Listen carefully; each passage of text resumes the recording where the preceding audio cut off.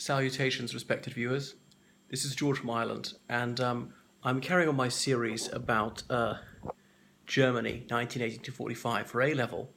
I'm looking at resistance to Nazism. Well, resistance to the National Socialists came from many quarters. Communists had been his deadly enemies from the start, although bizarrely, someone had cooperated with the SA in late 1932 in a strike. Some communists viewed the appointment of Hitler as Chancellor with equanimity, thought he would prove himself to be a fool, and this would simply hasten the downfall of capitalism. Remember, all this is happening in the throes of the Great Depression, and Marxists were convinced that capitalism would collapse on its own contradictions, that, laws of supply and demand was absurd. When more was produced, we should be getting richer, but that made everybody poorer, and this really was capitalism's last gasp. It would usher in a period of socialism, leading to communism, which is meant to be the workers' paradise, according to communists. We know the Communist Party was banned very early. Their leader, Ernst Thälmann, was sent to a concentration camp. He was kept alive there till the last month of the Second World War, when he was executed. Erich Honecker, another leading communist, was imprisoned there. Those communists who could fled abroad. They set up their underground resistance movement, Die Rotkapelle, as in Red Orchestra, which passed secret information to the Soviet Union. The Vice-Chancellor in the early years of Nazism was Franz von Papen, a member of the Centre Party and a former Chancellor himself. And he made a famous speech at Magdeburg University in the summer of 1934, criticizing the SA and saying that Hitler needed to take robust action against the SA. That was the last public act of defiance in the Third Reich. And even then he didn't name Hitler when he was saying that decisive action needed to be taken.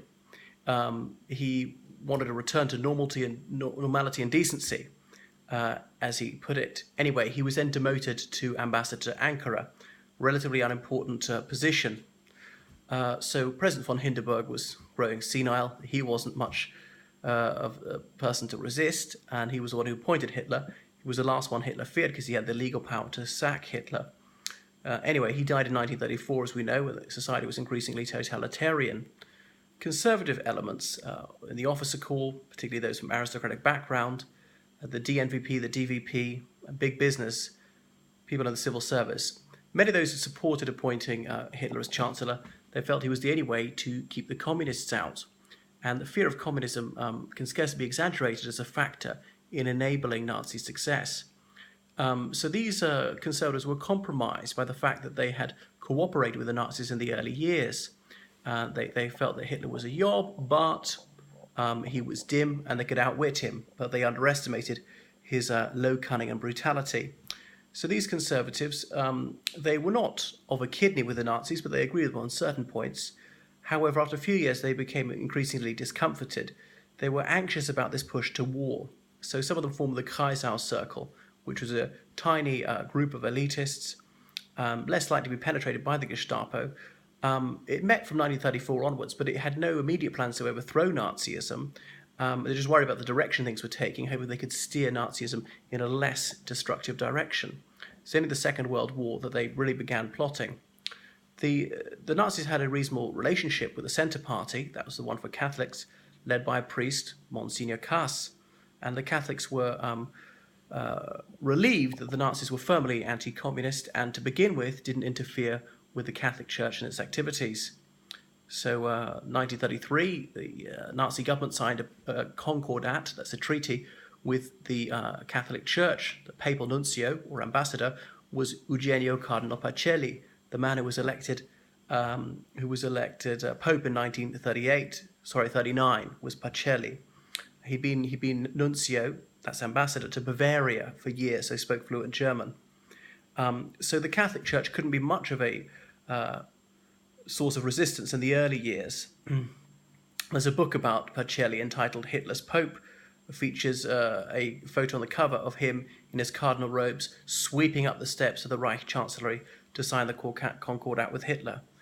Some people think that Pacelli was too enthusiastic and forgiving of the Nazis, overlooking their brutality, and he was fonder of them than his superior was, Pius XII, Accelerati.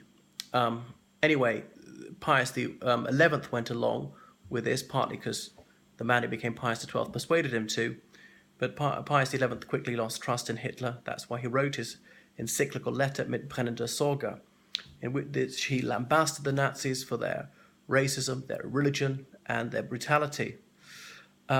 Anyway, so March 1939, Pius XII was elected. He maintained a cozy relationship with the Nazis.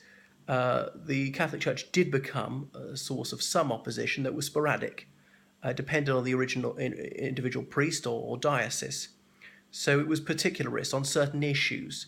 For example, the so-called Action T4, the Nazis called a euthanasia program. It was top secret, that's why they gave it such an anodyne name, Action T4, which was about murdering mentally and physically disabled people who the Nazis thought were degenerate, were a burden on the economy, and proved the Nazis were not the master race. So they were all about war, and if you couldn't contribute to the war economy, you're going to be killed. That didn't mean people were killed for missing a pinky or even being blind. They'd be severely disabled, have Huntington's chorea, or have Down syndrome or something of that nature. Of course, Down syndrome people can contribute to the economy. But secrets of this leaked out. It started in 1939, before the war. A man had written to Hitler saying, "My son is severely disabled, please may I kill him?" Hitler wrote back saying, "Yes, you have my permission." And that's how policy was made, on the hoof. It seemed to be reactive, not proactive. So then it became a much larger program. Mentally and physically disabled people brought to hospitals and sometimes gassed, given lethal injections. But the public started to notice a busload of disabled people came to the hospital today, and the bus left and it was empty and they had been seen again. Or the bodies were burnt, and from the crematoria, smoke would come up with human hair, which would come down all over town. So the Archbishop of von Garland, the Lion of Munster, because Munster was his archdiocese, he denounced this from the pulpit, saying that this was murder. And the outcry was so deafening that the Nazis were forced to suspend the program. It was later recommenced towards the end of the war. So when faced with firm and outspoken resistance, the Nazis backed down, certainly in the early days. The Protestant churches were also a focus of opposition to some extent. The Lutheran Church was the main one. It's often called evangelical, but Lutheran means the same group of people. They had tended to be more blindly loyal to the state, more patriotic, if you like. Obviously, it's patriotic to dissent sometimes. They were more distinctly German, not so universal like the Catholics. Anyway, but the Nazis found their own German Christian church. Only 10% of Protestant ministers joined it at first. And Niemöller and Bonhoeffer were two Lutheran clergymen who were increasingly vocal of their criticism of Nazism. Both of them end up in a concentration camp towards the end, and indeed one of them was executed right before the end of the war. The Nazis had kept some of their high-profile dissidents alive as possible bargaining chips, but when it became blatant that the Nazis were about to be smashed by the Red Army, they killed these people rather than letting some of their enemies survive. Another resistance group was the White Rose Group, founded by the Scholl siblings at Munich University.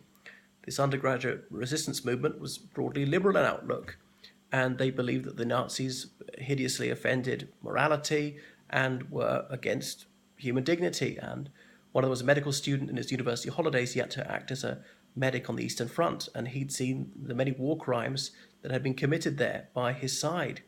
So their leaflet said, "We are your guilty conscience," and indicated that more than a few ordinary Germans were aware that these atrocities were going on, but would prefer to forget, to pretend it wasn't happening, or that the enemy was equally as bad, and so on.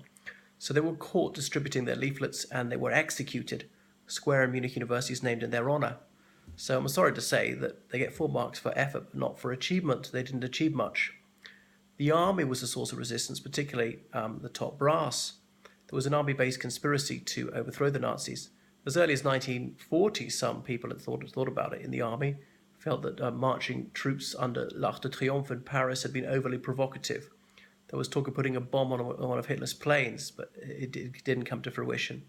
So the army was the largest non-Nazi body in the country, and the officers had status. They felt loyal to traditions that went back centuries. They thought that Hitler had launched them on a catastrophic war. But the army was constrained by the vow of loyalty that Hitler extracted for them in August 1934. There was a long-standing tradition of blind obedience to the commander. One general refused to join a plot on the basis that Prussian generals do not mutiny. But could they do this? They've been in touch with the British government about doing this, and what would you offer us? Can we have a conditional surrender if we kill Hitler and overthrow the Nazis? And the Allies had said it has to be unconditional surrender.